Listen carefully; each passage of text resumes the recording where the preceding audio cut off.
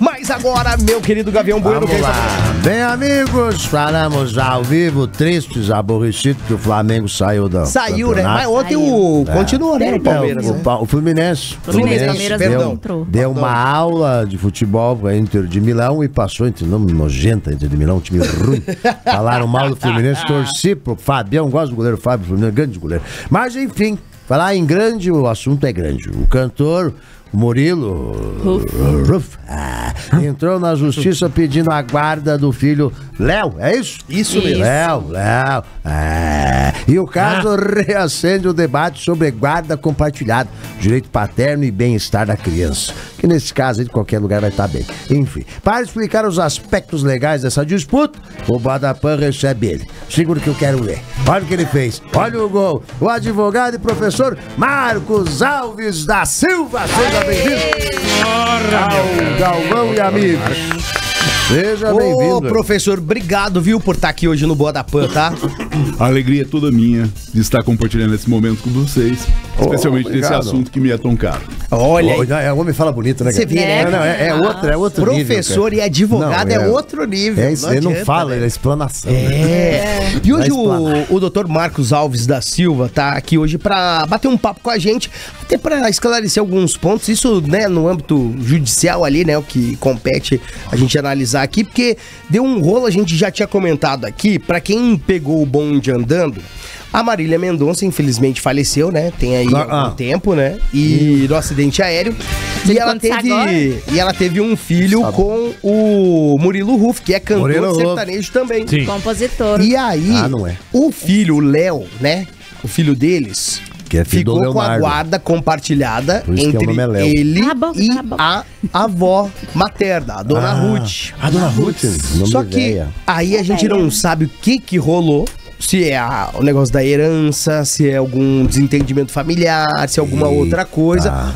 O Murilo Huff entrou na justiça. E aí começou o borogodó, né, doutor? Aí tá bem fofoqueirinho. Eu tô, né? Por que será? Cobra. O nosso Ronaldo Esper Tá conduzindo de um Léo jeito. Dias aqui Deixa, da sem pó. Mas, doutor, ontem teve aí já uma audiência e o que parece, tudo leva a crer que o Murilo Huff teve a guarda provisória do filho dele com a Marília Mendonça, né? Perfeito. Em regra, é muito incomum existir guarda compartilhada entre um dos genitores e a avó. Porque quem tem a autoridade parental, que é chamado poder familiar no Código Civil, são os pais. Então, obviamente, parece-me que a criança, eu só presumo que o caso nós não conhecemos, tramita em segredo de justiça, inclusive eles nem fizeram declarações públicas sobre este caso específico, porque assim é, não é? Mas, ao que parece, ele morava com a mãe, com o falecimento, possivelmente compartilhou-se essa guarda com a avó. Mas por alguma razão que é de nós desconhecida, agora ele pede a guarda unilateral. E parece-me que essa é a saída normal, porque os pais é que têm a guarda dos filhos, não é? Só excepcionalmente é que haveria uma guarda que é chamada avoenga, a guarda dos avós. Pode acontecer, né, de alguém ser afastado, por exemplo, do exercício, suspenso o poder familiar, e a guarda ser concedida aos avós. É uma forma de colocação da criança em família substituta, na família chamada extensa. Isso é possível, mas é muito incomum o que é deste caso, que é uma guarda compartilhada entre o pai e a avó materna. Isso é raro. E por algum motivo pode ter as implicações aí, a gente só pode fazer suposições, né? Que tem algum interesse, porque os pais têm a administração e o usufruto dos bens dos filhos. Isso é certo. Então, ele possivelmente terá o usufruto, ou seja, ele pode colher as rendas do que o filho herdar, que está no processo também de inventário. Agora, parece-me que essa não é a questão, pelo menos me pareceu do que eu li, porque o interesse ali parece com um superior interesse da criança, e não por questão patrimonial, aparentemente, porque também pelos relatos ele tem bastante. É verdade, é um cantor famoso também, ele já era um compositor já famoso antes. É porque a gente não vê com tanta frequência, principalmente na mídia, né, doutor? o pai entrando na justiça para ter a guarda unilateral, né? Mesmo sendo esse caso que a Marília Mendonça, né, já faleceu, tava com a avó e tal, mas não é tão divulgado, né, quando acontece isso. É que o pai brasileiro é péssimo, né? Vamos aqui pontuar, né? Não dá pra generalizar, mas assim, casos e casos, né, doutor? Nós temos esses papéis consolidados, às vezes uma divisão dos papéis dentro do lar, e parece-me que a tendência é que mesmo quando se estabelece a guarda compartilhada, que a criança fique com a residência de referência como a residência materna e não a paterna. Mas isso também tem comportado várias exceções. Eu conheço muitos casos da prática da advocacia em que os pais é que têm a guarda, e não são tão poucos. Eu não sei, estatisticamente não tem isso, mas vai se mudando muito de ter uma afinidade tão grande com o pai, que a criança ou adolescente que opta para ficar com o pai, e há uma tendência nesse sentido também muito forte. É isso que eu ia acabar perguntando, se tem alguma idade, né? Porque a opinião da criança é levada em conta. A partir de quantos anos isso... Sempre a criança deve ser ouvida.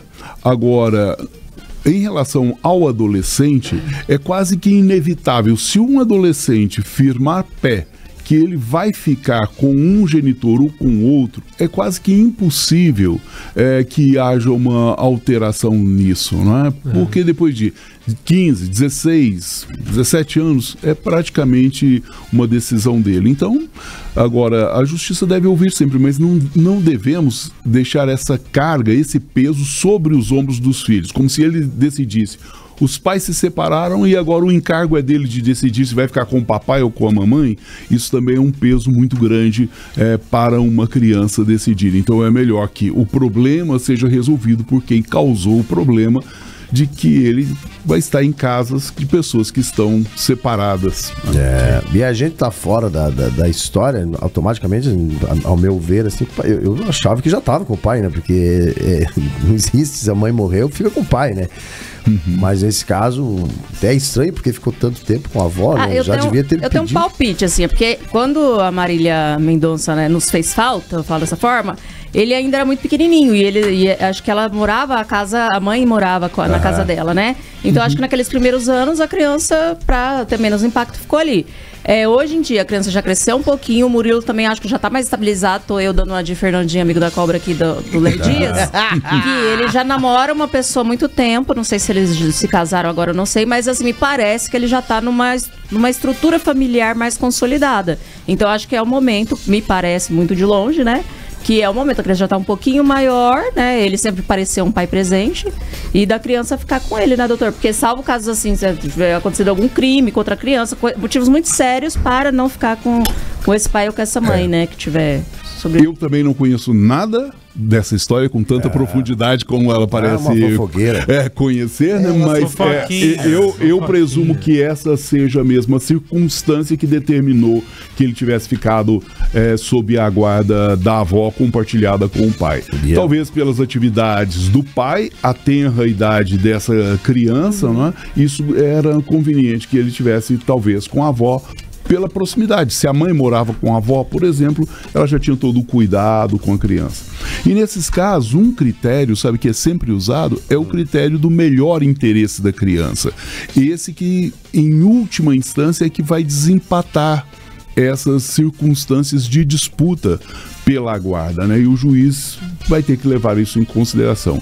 E a relação paterna, o restabelecimento dessa relação paterna, parece-me que é importante, como é em todo caso, porque ele já não tem a mãe, mas tem na pessoa do pai uma referência para a sua própria constituição, porque nós nos constituímos pelo olhar do outro, pelo cuidado do outro, pela palavra do outro, é que nós nos fazemos aquilo que somos. Então eu imagino que ele precisa do pai neste momento. E parece que ele está assumindo uma responsabilidade que é designada, que é a chamada responsabilidade parental, e que ele deve exercer na sua plenitude. Né? Mas e quando é uma figura pública, por exemplo, no caso ele é um cantor e tal, né? O cara tem uma agenda, como fica isso pra justiça, assim? Porque ele talvez não esteja tão presente, né? Talvez ele vá viajar muito a trabalho. Como que fica essa decisão quando é um caso assim? Essa é a circunstância... Deixa na avó, né, doutor? Pode ser também, não é? Tanto, né? A melhor situação para essa criança, na verdade, seria essa opção que você aponta. que é compartilhar, ou seja, que existisse paz para que ele pudesse. Aliás, isso eu li na matéria que está sendo divulgada, que ele nunca pretendeu e não pretende afastar essa criança da avó, o que é uma coisa muito positiva que o pai está afirmando neste momento. Não é uma pretensão dele. Agora, nós desconhecemos as circunstâncias porque ele pediu a guarda unilateral. Porque sempre há isso, né? Uma ingerência, por exemplo, nas definições da vida do filho, questões de saúde, questões educacionais, pode haver. E quem tem o direito de ter consigo o filho, de educar e de criar o filho, são os pais. Essa é uma diretriz que nós temos na nossa legislação. Então, portanto, parece que essa é a normalidade da vida. Salvo aqueles casos excepcionais que você mesmo mencionou, né? A drogadição. Uma pessoa que não tem a mínima condição, pelo estado em que se encontra, de criar um filho, obviamente que nesse caso poderia haver a concessão da guarda aos avós e o afastamento, às vezes, até total, se não a destituição do que era chamado antigamente pátrio poder, hoje poder familiar. Olha aí. E ontem foi aí proferida a decisão do juiz, né, para que o Murilo Ruff fique com a guarda provisória. Isso vai ter uma decisão definitiva a partir de que momento, doutor? Sempre há essas decisões liminares, que é uma chamada antecipação daquela sentença final, né? Porque, como todo processo, é devido ao processo legal, o contraditório, a instrução completa do juiz para que ele tenha todas as informações para poder dar uma decisão final. Então isso aí, ele vai ouvir testemunhas, colher as provas para depois ter uma decisão final, mas certamente há indícios de que a melhor solução seria essa e por isso mesmo ele concedeu a guarda provisória ao pai. Então é só uma ilação, porque nós não sabemos, não temos informação nenhuma dos fatos concretos em que o juiz se embasou para tomar essa decisão. Mas a vida do pobre é bem mais divertida, né? Porque o pobre, você veja o Cleito, o Cleito, a avó, não vou ficar com esse piá, porque tem muita despesa, toma iogurte o dia inteiro, né? Aí o Jorge, que é o pai, falou assim, não, mas quando eu for trabalhar, ele fica na casa da avó, né? Então o pobre é muito mais feliz. Muito mais feliz, porque ele vai ficar na casa da avó, porque o pai tem que trabalhar, deve conseguir vaga na creche, e o Cleito fica feliz de ficar na casa do pai e dá despesa pros dois. E dá despesa pra todo mundo, não tem treta, né? Não tem treta, e a vida do pobre é boa por conta disso. Agora aí o rico não. Às vezes, mas acontece também do pobre brigar muito pela guarda. Eu falo, fica com você, o outro fala, não, fica com você. Fica com você. Uma briga danada. Mas a mãe morreu, mas você é a mãe da mãe. O pai fala assim, bom, eu vou comprar um cigarro, depois a gente finaliza. Eu vou comprar um cigarro e volto. Nunca mais volta. Mas realmente, em Curitiba, que acho que eu conheço uns 4 pais que têm a guarda, né? É um movimento diferente que tem acontecido, né? E às vezes não é nem... como a gente não conhece nada do caso, né? E quem somos nós para julgar? Né? Às vezes é pro pai também poder ter esse poder de decisão, né? Porque se eles têm a guarda compartilhada, tanto a avó quanto ele tinham o poder de decisão sobre a criança. Vai que ele quer viajar a criança, aí a avó, não, hoje não, amanhã não. Então, né, ele vai ter esse exercício mais pleno, né? Doutora, eu queria perguntar, assim, uma diferença... a guarda compartilhada, muita gente acha que é isso, dormir na casa de um dia, na casa do outro dia, né? Isso aí seria alternada, né? Que é, na verdade, essa guarda compartilhada? Essa pergunta é muito interessante, porque muita gente faz essa confusão entre guarda alternada e guarda compartilhada. Na guarda alternada, a criança está em um momento sob a guarda de um dos genitores, em outro momento sobre a guarda do outro. Tá com você, tá com você. Obviamente que isso não traz tranquilidade e nem tampouco aquilo que é previsibilidade. Nós nos sentimos seguros quando a gente tem previsibilidade, quando tem um programa. A criança está num ambiente, tem uma determinada criação, no outro ambiente, outra determinada criação. Então, a guarda compartilhada não é essa alternância necessária. Obviamente que há uma divisão de tempo e de espaço com os genitores, mas é sobretudo que eles exerçam em conjunto as decisões como antes exerciam se em algum momento esses pais estiveram em conjunto. As decisões são tomadas em conjunto, né? Então isso é a guarda compartilhada que é estimulada, não é? Porque havendo um rompimento dos laços de conjugalidade, seja de união estável, seja de casamento, não significa que tenha que haver necessariamente um rompimento dos laços de parentalidade. Então, o quanto possível, arrebentou-se o casamento, arrebentou-se a união estável, mas isso não significa que essa consequência tem que ir para a linha vertical da filiação. Então, é muito melhor, se houver civilidade, que os pais, em conjunto, possam administrar a paternidade e a maternidade que vão exercer de qualquer sorte. Fernandinho, eu atrapalhei teu raciocínio aquela hora. Você ia falar, agora eu atrapalhei. O que é? Ah, não, eu ia comentar aqui sobre a questão ali, né? O que isso é o plano de fundo das coisas, não é nada oficial. O que rolou foi... Diz que me diz. uma briga onde acredita-se que estava sendo vendidos os direitos autorais, né, das músicas da Maria Cecília para uma gravadora. Maria Cecília? Marília Mendonça, perdão. Tá.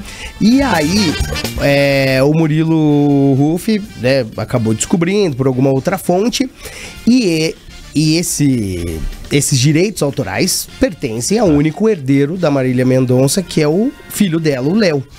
E aí começou o rolo. E daí a dona Ruth, que é a avó do menino, avó materna, mãe, né, da saudosa Marília Mendonça, postou, isso que é o problema, né? Rede social, se expor, né? Você cria provas contra você mesmo, né? E aí ela postou que ele não pagava pensão e não sei o que. Daí no outro dia, o que ele fez? Postou contra a vontade dele os prints, nota fiscal, os gastos que dão lá por volta de 15 mil reais mensais, os gastos que ele tem com o menino, com o filho dele, né, o Léo.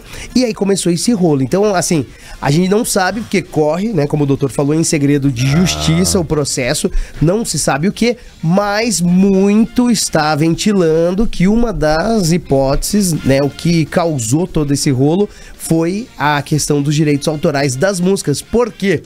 A família que ficou, né, ali, a mãe, o marido da mãe, o irmão, eles não têm uma fonte de renda, eles não trabalham, né? Um estuda, outro faz não sei o quê, então eles vivem, vamos dizer assim... Eles eram parentes da Marília Mendonça. Exatamente. Então, mas isso é extraoficial, tá? Eu tô reproduzindo o que está ventilando nas redes sociais, né? Os colunistas, jornalistas e tudo mais. Tá. E tem uma fofoca. Tem uma fofoca já meio antiga já, que não sei se foi ano passado, eu acho. Acho que a família dela organizou um especial. E aí rolou um desconforto porque os amigos mais próximos dela não quiseram participar. Não concordaram, não sei com o quê, e não quiseram participar. Então já, assim, a galera já não anda concordando muito com os posicionamentos de Dona Ruth. Zico falou aqui de pobre mais animado, pergunta, doutor, advoga na área de família, né? É cada barraco de rico, meu filho, que você entendeu? Você tá brincando. Você acha que as novelas da Globo é pautada em cima do quê? Dos processos de família, né, doutor? É cada bafão, cada bafão que você não tem noção, meu filho. Aquelas novelas da Globo é leve perto do que acontece. Mas o do pobre é legal porque daí depende da guarda. Com a guarda, o menino cresce, vai pra biqueira, vira guarda pra guarda da guarda, né? Daí a guarda tem que entrar em Vai só trocando, já é outro vai processo. Só de guarda, né? Guarda municipal. Dr. Marcos. Só uma Mas é que eles brigam por causa do guarda-roupa, da moto financiada. Agora o rico não, ele já foi desviando um patrimônio antes. Não todo mundo, né? Tô dando alguns exemplos, né, doutor, que seriam mais bafônicos. Isso que é bom, peça a joia sempre pro teu marido, porque a hora que der cagada tem um monte de... Tenha sempre o peça joia, peça né? joia, cara. Você tem que negociar os direitos da música e aí fica difícil, né? Depois fica caindo na internet. Eu tenho 4 músicas registradas, já tô me preocupando depois disso. É o caneta azul. Aquele tem 300. Mas deu pra entender, né, agora um pouco mais. Sim. Do que se trata. E, doutor Marcos, agora pro pessoal que tá aí ouvindo o Boa da Pan, qual recado você deixa pra quem tá passando por um processo de divórcio? Use que camisinha, tem criança, não tenha filho. Não, que tem filho do caso, né? Qual é o melhor caminho para preservar, né, os filhos, né? Que acho que nesse processo todo, quem mais sofre são as crianças, né? Eu creio que o fundamental é não instrumentalizar os filhos. Porque isso às vezes pode acontecer inconscientemente. Porque a primeira coisa que vem são as geleiras das antigas paixões. E, portanto, a violência, aquele que era alvo de todos os elogios e carinhos, ele passa a ser o desafeto máximo nessas relações. E o grande problema é quando se instrumentaliza, as crianças são instrumentalizadas para atingir o outro, que se tornou daí para frente um desafeto. Então, o reclamo que se faz nessas circunstâncias é exatamente de prestar atenção aos filhos, porque o dano maior quem sofre nessas situações de agressão moral ou verbal ou de atitudes e estratégias são os filhos. Então, enquanto o melhor interesse deles for preservado, eu acho que essa é a atitude que se recomenda nos desfazimentos que podem acontecer. Isso é da circunstância da vida, que é algo que dava certo num determinado momento encontre um desenlace depois, né? Então eu acho que esse é se se pode dar um conselho, esse seria um conselho de maturidade para resolver. Oi, baita situação. Conselho, hein, doutor? Às vezes nem dava certo, não, a pessoa que insistiu mesmo. Também pode acontecer. Mas sabe que hoje uma circunstância muito grande em que a guarda se apresenta como uma coisa de extrema dificuldade é por causa da migração. É muita gente verdade. Que migra e que tem o ideal de constituir a vida em outro lugar. E às vezes já se separou. A maior dificuldade é quando alguém está indo para outro país, porque ainda que o outro cônjuge não tenha a guarda, mas ele tem a convivência parental com a criança. Mas esse distanciamento traz talvez as situações mais dramáticas, está nessa questão da migração. E também pessoas que estão voltando para o Brasil e tiveram filhos no exterior. Também esse é outro drama enorme, porque é muito difícil, se casa com um estrangeiro, conseguir trazer o filho de volta. Então, né? Hoje, como nós temos essa passagem muito grande de pessoas pelo mundo, essa é uma circunstância gravíssima que se vive em relação à guarda. Olha aí, hein? Olha, doutor, professor Marcos Alves da Silva, muito obrigado, viu, pela entrevista aqui no Boa da Pan. E onde que o senhor dá aula? No Unicuritiba. Eu sou professor do programa de pós-graduação, mestrado e doutorado e lá os advogados são bons, hein? A gente sabe da fama ali da Unicuritiba. Olha, professor, espero que você volte mais vezes aqui. Obrigado mesmo. Tem algum Instagram pra galera seguir? Tem o site do escritório, tem Instagram do escritório, Marcos Alves Advogados Associados. Olha aí, você tá precisando de um advogado bom. Você vê quando leva o nome da pessoa, porque é bom demais, né? Marcos. Doutor, Alves, obrigado, viu, mais uma vez. E volte sempre aqui no Boa da Pan, tá bom? Muito obrigado, um prazer estar com vocês. Salva de palmas, doutor Marcos Alves da Silva aqui no Boa da Pan. Ai, gente, olha...